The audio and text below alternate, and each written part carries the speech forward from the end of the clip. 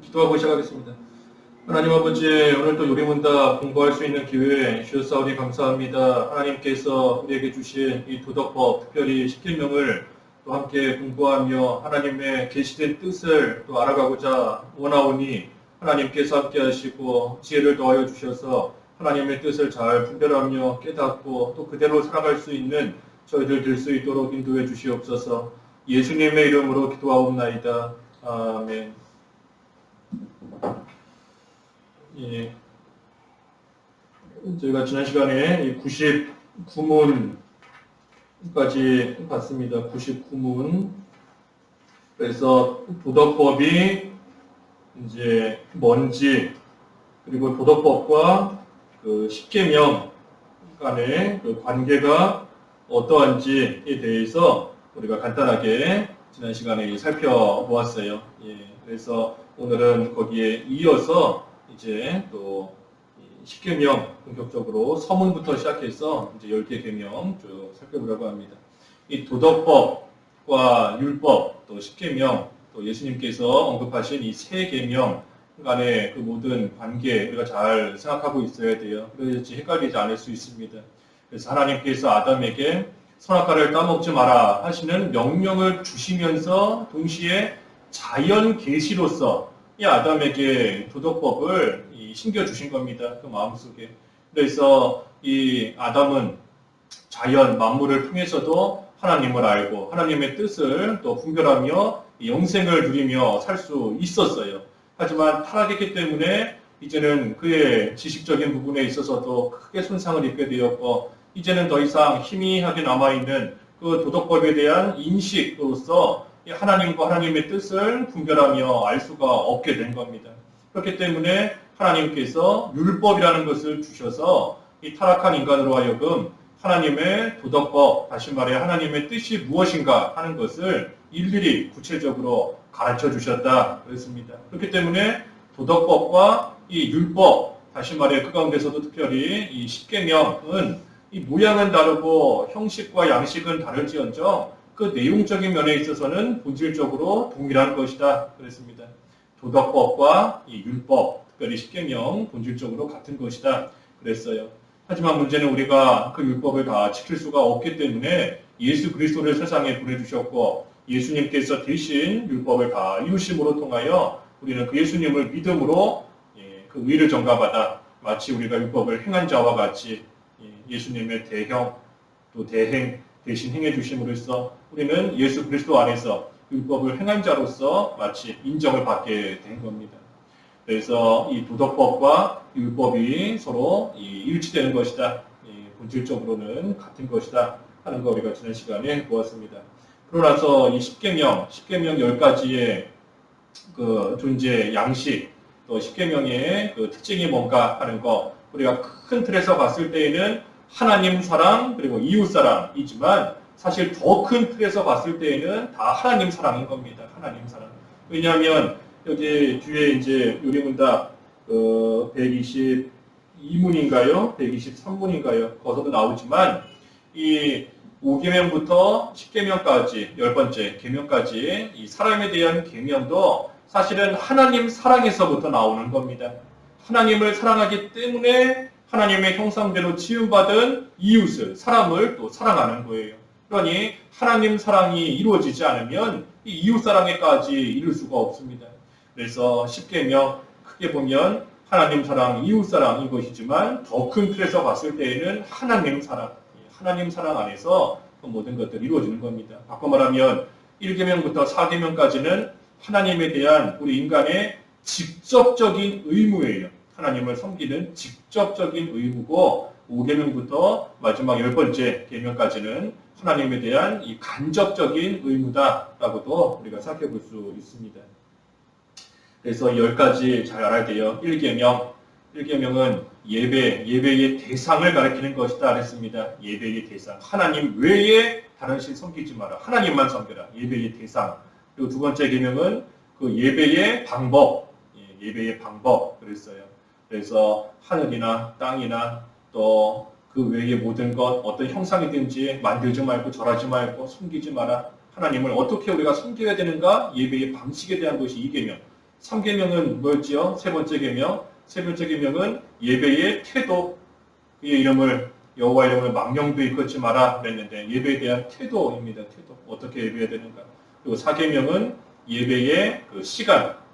우리가 일주일 내내 우리의 일생을 통하여 하나님께 예배하지만 특별히 하나님 앞에 형식을 갖추어서 하나님 앞에 나아가 예배하는 그 날을 시간을 하나님이 정해주셨는데 그날이 바로 안식일이다.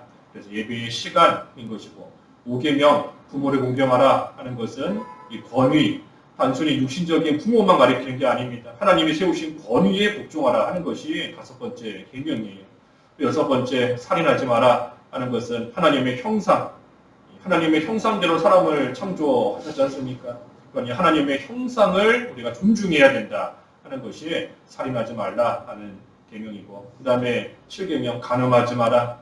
결혼생활 하나님이 제정해 주신 것인데 신성하게 지켜나가야 된다. 결혼의 신성함 간음하지 마라 하는 것이고 그 다음에 8계명 도둑질하지 마라. 물질, 재물, 물질과 재물의 가치, 가치가 있다 그랬습니다. 가치가 있는 거예요.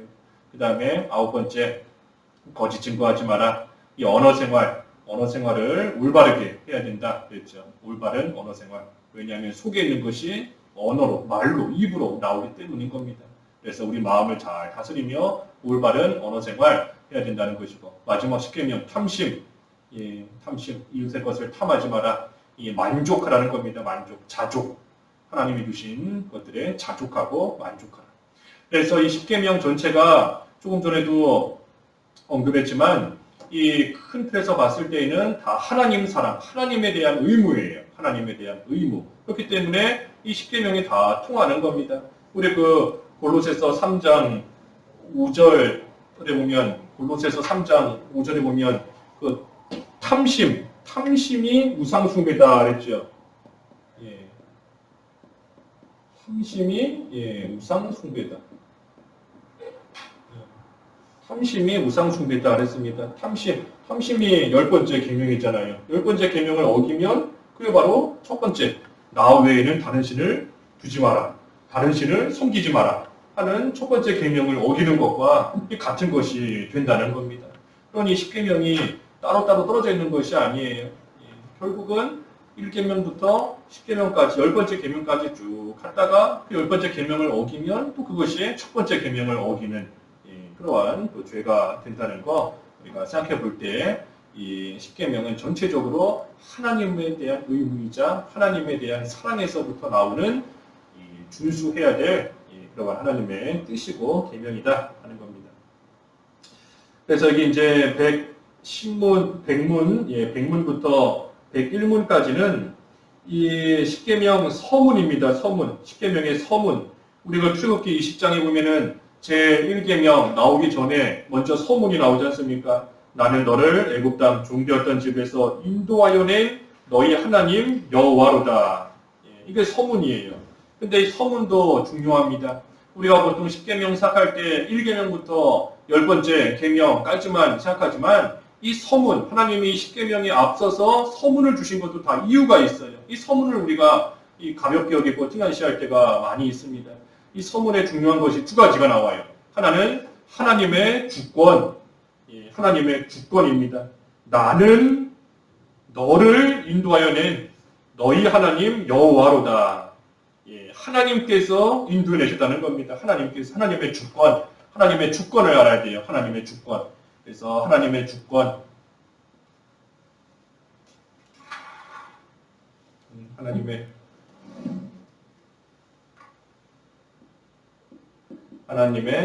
주권, 하나님의 주권이 나오고 서문에 나오는 것이 두 번째로 하나님의 이 구속 역사. 10계명 서문에 나오는 것이 두 가지인 겁니다. 하나님의 주권 그리고 하나님의 구속 역사 그랬어요. 그래서 이 두 가지를 하나님께서 10계명 구체적으로 첫 번째 계명부터 10번째 계명까지 가르쳐 주시기 전에 우리에게 주시기 전에 이것을 먼저 분명하게 가르쳐 주신 겁니다. 그래서 하나님의 주권, 다시 말해 이 세상에서 일어나는 모든 일들은 하나님을 초월해서 일어나는 일은 단 하나도 없습니다. 하나님을 초월해서 하나님을 배제하고 하나님을 뛰어넘어서 일어나는 일들은 이 세상에 단 한 가지도 없어요. 그러니 이 십계명을 주신 분이 하나님이시다. 십계명을 사람이 만들어낸 것이 아닙니다. 하나님의 뜻을 제쳐두고 사람이 그저 자기 마음대로 십계명을 만든 게 아니에요. 이스라엘을 구속하신, 또 이스라엘을 애굽에서 건져내신 하나님께서, 하나님이 십계명을 주신 것이다. 하나님이 바로 율법의 수요자가 된다 하는 겁니다. 하나님이 주신 것이다. 그리고 또 한 가지 하나님의 구속 역사를 나타낸다 그랬어요. 그래서 애굽 땅 종되었던 집에서 인도하여 낸 하나님이시다. 그래서 이것을 가르쳐 주시는 이유는 십계명을 받는 너희들이 이미 벌써 애굽에서부터 나왔다 하는 겁니다.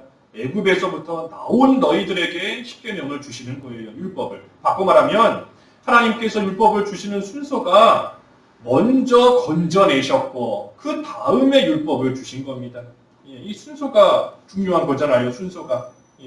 먼저 구속하셨고 그 다음에 율법을 주신 겁니다. 구속을 먼저 하신 거예요.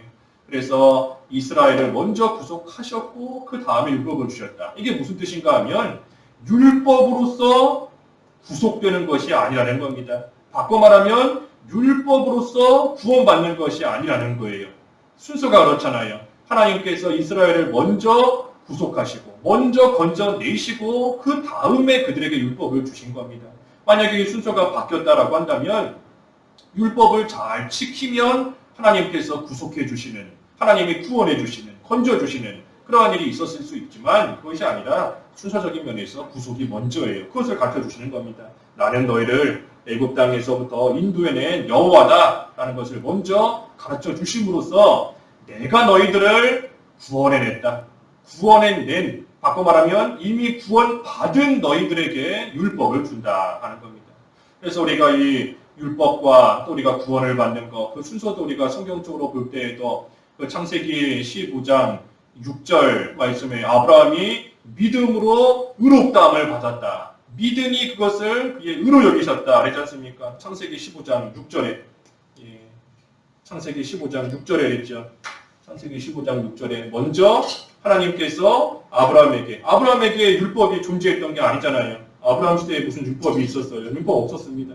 하지만 오직 믿음으로 장차 오실 그리스도를 믿음으로써 아브라함은 이미 의롭다 함을 받고 구원을 받은 겁니다. 그리고 아브라함이 구원을 받고 나서 그로부터 한참이 지나고 나서 몇백 년 후에 가서 하나님께서 시내산에서 이 율법을 주신 겁니다. 그러니 구원에 대한 것은 이미 창세기 15장 정확하게는 5절과 6절 하늘의 별을 보라 내 자손이 내 후손이 그와 같을 것이다. 아브라함이 그것을 믿으니 그의 의로 여겼다. 이것을 통하고 그 다음에 출애굽기 20장, 19장, 20장 거기 가서 하나님께서 율법을 주신 겁니다. 그러니 이미 믿음으로써 구원을 받은 거예요. 믿음이 먼저인 겁니다. 믿음이 먼저예요. 믿고 난 다음에 율법을 주신 것이다. 그래서 우리가 요리문답 순서도 믿음이 먼저 나오지 않습니까? 우리가 지난 학기 때 배운 것처럼 사람이 하나님에 대해 무엇을 믿어야 될까? 믿음이 먼저예요. 믿어야 거기서부터 순종이 나오는 겁니다. 그리고 이번 학기 때 배우는 그 다음 율법, 뭐를 순종할 것인가? 그래서 이 순서적인 부분도 우리가 잘 알아야 되는 것이고 그것을 다시 한번 상기시켜 주시는 것이 이 십계명 서문인 겁니다. 십계명 서문을 통해서 하나님의 주권, 이 십계명은 하나님이 주신 것이다. 하나님께서 사람에게 주신 것이다. 하나님의 주권과 그리고 하나님의 구속 역사, 그 순서를 통하여서 구원받은 자에게 주신 또한 구원받은 후에 하나님께서 율법을 주신 것이다 하는 것을 나타내 보여주는 겁니다. 그러고 나서 이제 102문은 첫 네 번째 계명의 이 강령이 무엇인가? 그래서 하나님을 사랑하는 것이다. 103문부터 이제 104문 두 문은 제 1계명 첫 번째 계명입니다. 첫 번째 계명 나 외에는 다른 신을 내게 있게 말지니라. 그래서 예배의 대상이다. 그랬어요. 예배의 대상. 우리가 예배의 대상을 생각할 때 우리가 이미 몇 번 공부한 것 같지만 우리가 이 소위 말하는 포괄주의, 종교다원주의 이런 것들은 우리가 잘 배척을 해야 됩니다. 예, 다 옳지 않은 거예요. 이 포괄주의와 종교다원주의는 비슷해 보이지만 조금 다르다 그랬습니다. 달라요. 예, 포괄주의와 종교다원주의는 다릅니다. 이 포괄주의는 뭔가, 이 포괄주의는 하나님, 예, 하나님을 섬기는 다른 방식이다. 예, 그게 포괄주의인 겁니다. 포괄주의. 하나님을 섬기는 예, 다른 방식. 그러니 이 포괄주의를 따라간다라고 하면은 바꿔 말하면은 이 기독교에 대한 여러 가지 다른 다양한 모습으로서 다른 종교를 생각하는 겁니다. 그래서 불교도, 뭐 힌두교도, 이슬람교도 결국은 우리 기독교에 섬기는 똑같은 하나님을 섬기는 것이지만 단지 그들이 섬기는 방식이 모습이 다를 뿐이다 하는 것이 포괄주의예요. 예, 포괄주의인 겁니다. 하지만 그에 비해서 다원주의, 이 다원주의는 뭔가 다원주의라는 것은 구원에 이르는 다양한 방법 중에 하나가 기독교다.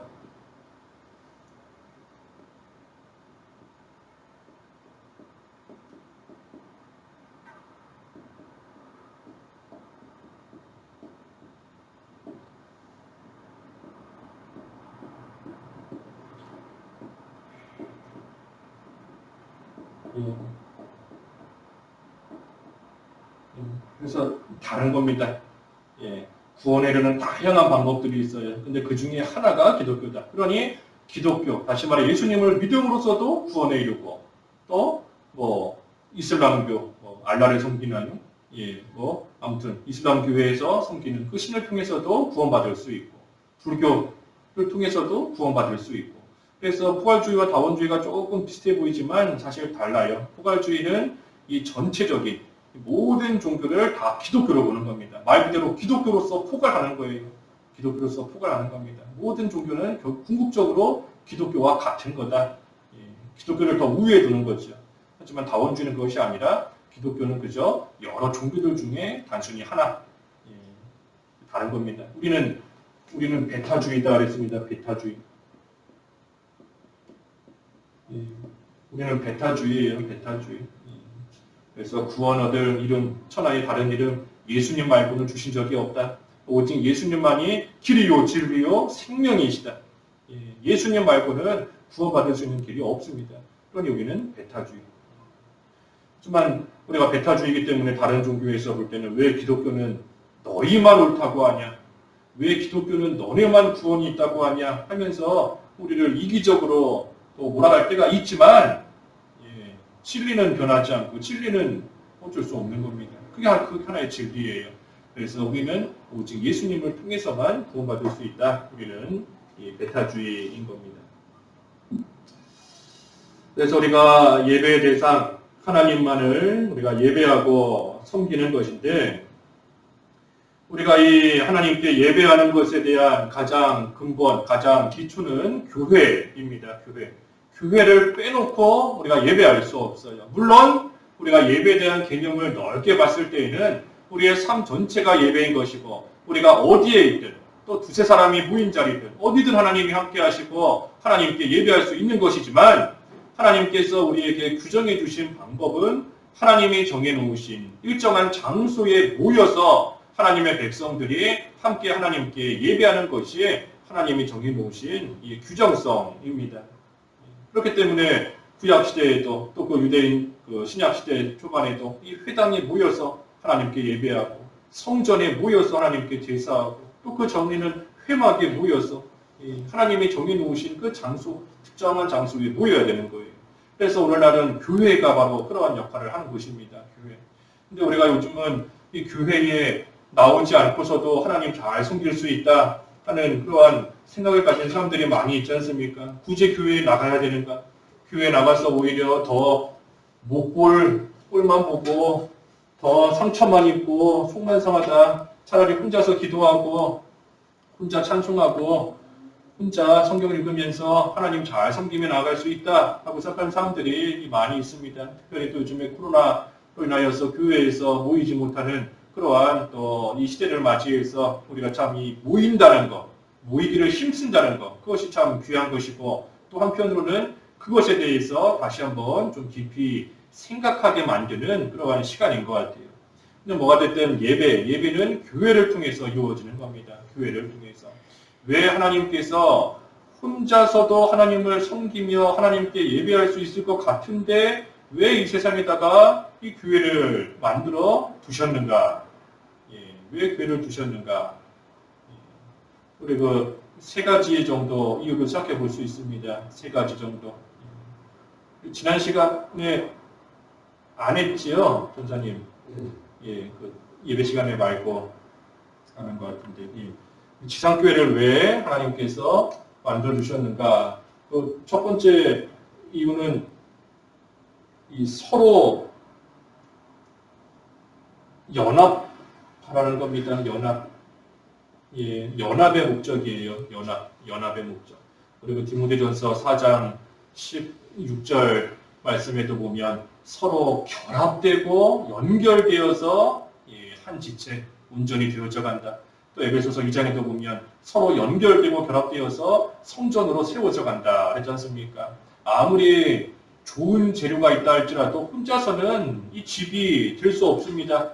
뭐 아무리 무슨 몇백만 원짜리 무슨 기둥을 사왔다라고 해도 기둥 하나만 있다고 해서 집이 되는 게 아니에요. 집이 되려면 기둥도 있어야 되고 벽도 있어야 되고 천정도 창문도 문도 있어야 되는 것처럼 이 모든 것들이 연결되고 결합되어 연합이 돼야 온전한 집이 만들어지는 겁니다. 마찬가지예요. 우리가 이 세상 살아가는 동안 우리 사람은 다 부족합니다. 부족할 수밖에 없어요. 왜냐하면 하나님께서 각자에게 주신 이 은사의 면이 다르기 때문입니다. 어떤 사람은 이런 은사를 받았고 저 사람은 저런 은사를 받았고 이런 사람은 이런 사역을 맡고 있고 저 사람은 저런 사역을 맡고 있고 다 달라요. 그렇기 때문에 혼자서는 온전히 설 수가 없습니다. 그래서 연합이 돼야 돼요. 연합. 그래서 교회에서 온 성도들이 함께 모여 서로 연합을 이루고 서로 연결이 되고 결합되고 자기가 가진 은사와 자기가 가진 그러한 직분, 사역을 통하여 다른 사람이 갖지 못한 부분을 채워주는 겁니다. 채워주는 거예요. 그래서 연합을 통하여 온전케 되는 겁니다. 온전케. 혼자서는 온전해질 수가 없어요. 아무리 신앙생활 열심히 한다라고 해도 자기가 가진 은사적인 그 부분에 있어서는 이렇게 잘 될지 몰라도 나머지 부분에 있어서는 약해질 수밖에 없는 겁니다. 가령 이 사람인데 사람이 이 오른쪽 팔에 힘이 세다라고 해서 이 오른쪽 팔 혼자서 살 수 있는 거 아니지 않습니까?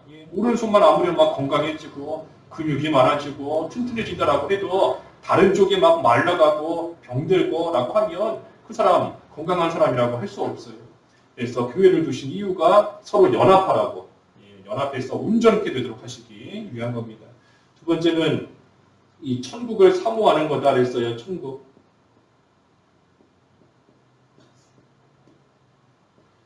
천국을 사모하고 또 한편으로는 이 천국 생활을 훈련하는 겁니다. 훈련. 천국을 사모하고 훈련하는 거예요.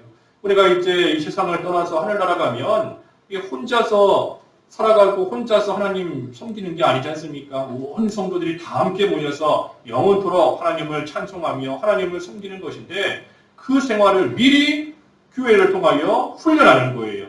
함께 모여서 함께 한 목소리로 하나님을 섬기고 한 목소리로 찬양하고 함께 교제하고 훈련하는 겁니다. 그리고 또 한편으로는 천국을 사모하는 거예요. 사모하는 겁니다. 교회 나와 성도들 간의 사랑의 교제가 이루어짐으로써 천국을 미리 맛보는 겁니다. 이 생활이 이렇게 재밌는데, 이렇게 즐거운데, 이렇게 화목한데 우리가 장차갈 천국에서의 생활은 얼마나 더 기쁘고 얼마나 더 즐겁고 얼마나 더 큰 화목하며 얼마나 복된 그 나라일까? 천국을 사모하는 겁니다. 또 반대로 교회, 우리가 세상에서 그나마 교회가 그나마 온전한 곳이다 라고 할 수 있는 곳인데 그러한 교회에서조차 서로 불화하고 서로 다툼이 일어나고 시기가 일어나고 하는 그러한 모습을 볼 때에 세상에서 그나마 가장 상대적으로 그나마 가장 온전한 곳이다 하고 하는 교회조차 이렇구나. 교회조차 이러니 이 세상에 그 어떤 것도 나에게 참된 기쁨을 줄 수 있는 곳이 없다. 오직 하늘나라 천국밖에 없다 하는 것을 깨닫고 또한 천국을 사모하게 하는 겁니다. 그러니 교회에서의 즐겁고 기쁘고 화목한 모습을 통해서도 천국을 맛보는 것이고, 교회에서 낙심이 되고 다툼이 일어나고, 물론 그런 일이 없어야 되지만 그런 일이 일어날 때에 그 모습을 통해서도 이 세상의 불완전함을 깨닫고 완전한 하늘나라, 완전한 천국을 다시금 또 사모하는 그러한 또 역할을 하는 곳이 바로 교회인 거예요. 그래서 천국을 사모하며 훈련하는 것이다. 그리고 세 번째는 하나님의 인도를 받는 겁니다. 하나님의 인도하심을 받는 거예요. 하나님의 인도하심을 받는다. 우리가 교회, 하나님은 눈에 안 보이시지 않습니까? 하나님은 영적, 하나님 보이지 않아요. 그러니 우리가 하나님의 인도를 어떻게 받는가? 눈에 보이는 교회를 통해서 하나님께서 성도들을 이끌고 가시고 성도들을 다스리시고 그들을 교훈하시는 겁니다. 눈에 보이는 교회를 통해서. 그래서 우리가 모세오경도 읽다 보면 계속 반복적으로 나오는 말씀이 하나님께서 모세에게 이르시기를, 하나님께서 모세를 통하여 말씀하시기를, 모세를 통하여 율법을 주시기를, 모세를 통하시는 겁니다. 왜? 사람들이 하나님을 볼 수가 없어요. 또 보면 안 됩니다. 보면 죽는 거죠. 하나님의 그 영광이 너무나 크고 찬란하기 때문에 살아있을 수 있는 사람이 없어요. 그러니 하나님께서 눈에 보이는 모세를 통해서 하나님께서 인도하시고 이스라엘에게 하나님의 말씀을 대언하게 하시고 또 선포하게 하시고, 또 그들이 잘못할 때에는 하나님의 말씀을 모세가 받아서 또 그 말씀대로 이스라엘을 징계하고 치리하고 하는 일들이 이루어지는 겁니다. 오늘날 교회가 바로 그 역할이에요. 그래서 교회에서의 말씀 선포, 하나님이 세우신 교육자를 통해서, 목사를 통해서 하나님의 말씀이 목사의 입을 통하여 대언되는 겁니다. 하나님의 백성들에게 대언되는 거예요. 그래서 목사가 하나님의 말씀을 잘 먼저 받고 그 말씀을 깨닫고 그 말씀대로 또 하나님의 백성들에게 그대로 또 전하는 겁니다. 전해주는 거예요. 전해주는 거예요. 우리가 혼자서도 얼마든지 성경 읽고 혼자서 얼마든지 믿는 생활 해나갈 수 있습니다. 하지만 이 혼자서 성경을 읽다 보면 이 성경을 잘못 해석하게 되는 일들이 생길 수 있습니다. 분명히 성경의 의미는 이건데 내가 볼 때에는 이런 뜻인가 보다 하고 잘못 해석해서, 그게 바로 이단인 거죠. 이단들이 성경을 잘못 해석해서 완전히 잘못된 하나님을 대적하는 결과에 이르는 것이 이단인데, 이 혼자서 성경 읽고 혼자 해석하다가 그런 이단과 똑같은 길 얼마든지 빠질 우려가 있는 겁니다. 성경을 잘못 해석할 수가 있는 거예요. 그렇기 때문에 혼자서 성경 읽으면서 은혜 받을 수도 있고, 혼자 성경 읽으면서 정말로 가슴에 와닿는 그러한 성경 구절 내가 유절로 외울 정도로 잘 간직할 수 있지만, 하지만 우리의 일생을 통해서 봤을 때에는 그 성경의 정확한 의미가 뭐고 하나님의 뜻이 무엇인가를 확실하게 가르쳐 줄 수 있는 그러한 눈에 보이는 사람이 필요한 겁니다. 그렇기 때문에 하나님께서 그 고린도전서 12장에 있는 것처럼 어떤 사람은 사도로, 어떤 사람은 선지자로, 어떤 사람은 교사로 세우신 거지 않습니까? 어떤 사람을 하나님께서 목사로, 교육자로 선택하시고 그 사람에게 특별한 성령의 감동을 주셔서 성경을 깨닫게 하시고, 또 육신적으로도 이 신학교 과정을 통해서 성경을 바로 해석하는 방법을 배우고, 지금까지 예전부터 지금까지 내려온 성경에 대한 올바른 그 의미에 대해서 육신적으로도 공부하게 하시고, 그래서 훈련시키시고 만드셔서 하나님의 종으로 하나님이 다 세우시고 그 사람을 통해 하나님의 말씀이 대언되도록, 선포되도록 하나님께서 하시는 겁니다. 근데 그 일이 바로 교회에서 이루어지는 거예요. 교회에서. 그래서 목사가 하나님의 말씀을 대언하고, 장로가 그때 그 말씀이 과연 성경에 맞는지 또 확인을 하고, 또 집사는 목사를 통하여 선포된 그 말씀대로 교회에서의 여러 가지 일들을 또 집행하고 나아가는 것. 그래서 목사와 장로와 집사 또 평신도에 이르기까지 하나님이 주신 각자의 사역을 통하여 또 함께 연합함으로써 온전한 자로 만들어지고 세워지는 그 일이 교회에서 이루어지는 겁니다.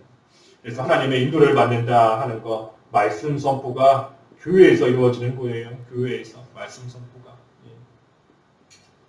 또 성례, 성찬과 세례가 교회에서 이루어지는 겁니다.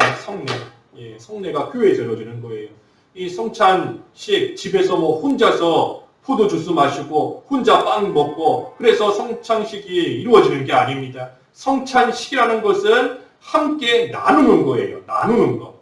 함께 나눈다라고 하면 옆에 다른 사람들이 있어야 함께 나누는 겁니다. 성찬의 의미가 단순히 포도즙을 먹고 마시는 거기서 넘어서 함께 나누는 겁니다. 하나의 떡에서부터 떡을 떼어서 나누어 먹는 거예요.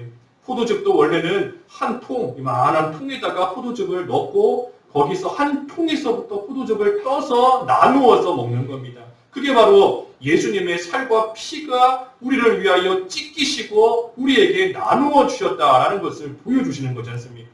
그러니 단순히 포도즙 혼자서 집에서 먹고 떡 혼자 먹는다, 그걸로 성찬식 되는 게 아닙니다. 교회에서 함께 해야 되는 거예요. 함께. 그래서 성례가 교회를 통하여 이루어지는 것이고, 또 권징도 교회를 통하여 이루어지는 거지 않습니까? 누군가가 죄를 지었는데 교회에 나오지 않고 혼자 신앙생활한다. 그 사람의 그 죄를 누가 지적해 줄 수도 없고 그 죄에 대한 합당한 벌 어떻게 내릴 수도 없는 겁니다. 그렇기 때문에 교회를 통해서 죄를 지적받고 그 죄를 또한 고치는 그러한 권징이 교회를 통해서 이루어지는 거예요. 그래서 말씀 선포와 성례와 권징 이러한 것들이 교회를 통해서 이루어지는 겁니다. 그래서 이 세 가지가 있어야 우리가 참된 교회다 또 하는 거죠. 참된 교회. 참된 교회의 표시가 이 세 가지 않습니까? 올바른 말씀 선포가 있어야 되고 성례가 있어야 되고 또 적절한 권징, 치리가 따라와야 참된 교회예요. 바꿔 말하면 교회에서만 이러한 일들이 이루어지는 겁니다. 참된 교회예요. 그러니 집에서 혼자 예배한다. 그것은 참된 교회라고 할 수가 없는 겁니다. 참된 교회라고 할 수 없어요. 그래서 이 눈에 보이는 이 지상의 교회, 지상의 교회, 가시적인 교회를 하나님께서 왜 두셨는가? 우리가 특별히 세 가지 이유를 생각해 볼 수 있는 겁니다. 연합하라고, 혼자서는 설 수 없다. 천국을 사모하라고, 그리고 무엇보다 눈에 보이는 교회를 통해서 하나님의 인도를 받는 겁니다.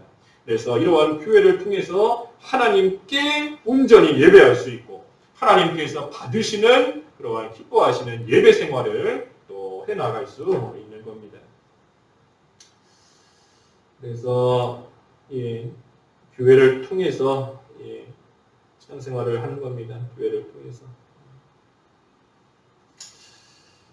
그리고 이 첫째 계명,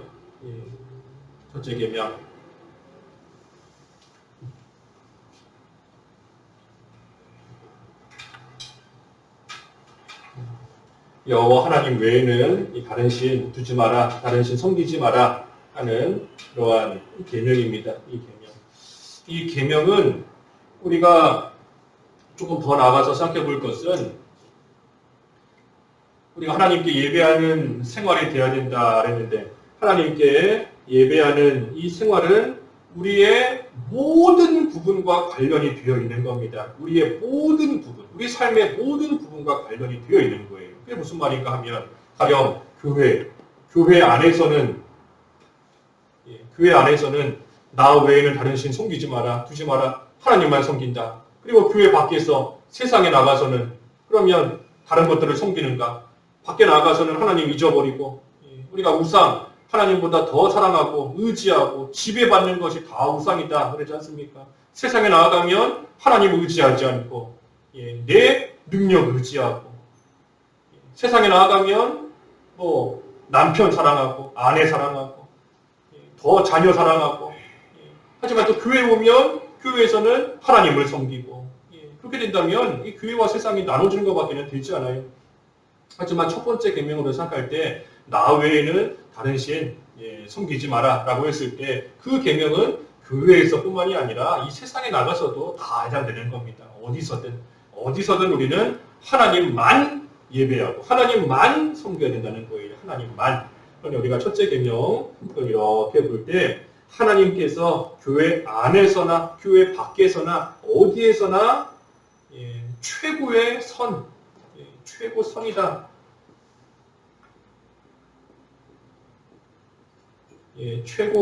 최고의 선, 헤리만 바빙크가 쓴 그 하나님의 큰일이라는 책이 있죠. 하나님의 큰일. 그 개역 교의학으로 뭐 요약했다라고도 하지만 아무튼 하나님의 큰일. 그 책에 보면은 1장에 처음에 나오는 게 우리의 최고선 하나님입니다. 하나님이 우리의 최고선이다. 그랬습니다. 최고선. 그래서 하나님이 우리의 최고의 선인 것은 교회 안에서나 바깥에서나 똑같은 거예요. 그러니 우리가 이 첫 번째 계명을 생각할 때 우리는 교회 안에서도 하나님을 잘 섬기고 교회 밖에 나가서도 세상에 나가서도 나를 아는 사람이 단 한 명도 없는 그러한 장소에 갔을 때에도 어디서나 동일하게 하나님 앞에서 하나님을 바로 경외하며 섬기는 그런 모습이 나와야 되는 것, 그것이 이 첫 번째 계명인 겁니다. 그래서 첫 번째 계명이고, 그 다음에 105문과 106문, 이것도 이 첫째 계명에서 금한 것이 무엇인가 라는 것, 첫 번째 계명에서 금한 것이 무엇인가. 그리고 106문도 나 외에는 이라는 말에서 우리는 특별히 무엇을 가르침 받는가 그랬는데, 조금 전에 말한 것처럼 나 외에는 다른 거 섬기지 마라. 교회에서만이 아니라 교회 밖에서 세상에 나가서도 오직 하나님만 우리는 동일하게 섬겨야 된다. 동일하게 사랑해야 된다. 동일하게 의지해야 된다 하는 겁니다. 특별히 첫 번째 계명이 금하는 거, 우리가 크게 두 가지만 생각해 보면은, 하나는 이 종교적인 관용입니다. 종교적 관용. 이것을 피해야 돼요. 종교적 관용. 교회라는 이름으로서 다 그냥 관용을 베푸는 겁니다. 교회라는 이름으로서. 그러다 보면 이단 교회도 교회라는 간판을 갖고 있을 때 사랑으로서 포용해주고 관용을 베풀고 한다는 건가요? 그렇지 않지 않습니까? 종교적인 관용, 그것을 우리가 금해야 되는 겁니다. 사랑으로서 허용할 수 있는 범위가 있어요. 범위가 있고 한계가 있는 겁니다. 종교적 관용. 또 한 가지는 이 종교적인 중립, 종교적 중립을 지키는 것, 이것도 잘못입니다.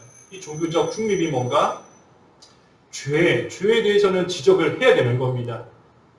죄라는 거 뻔히 알면서도 지적하지 않고 나아가는 거, 이 종교적으로 중립을 지키겠다는 겁니다. 나는 이쪽도 아니고 저쪽도 아니다. 하지만 종교적 중립은 있을 수 없는 겁니다.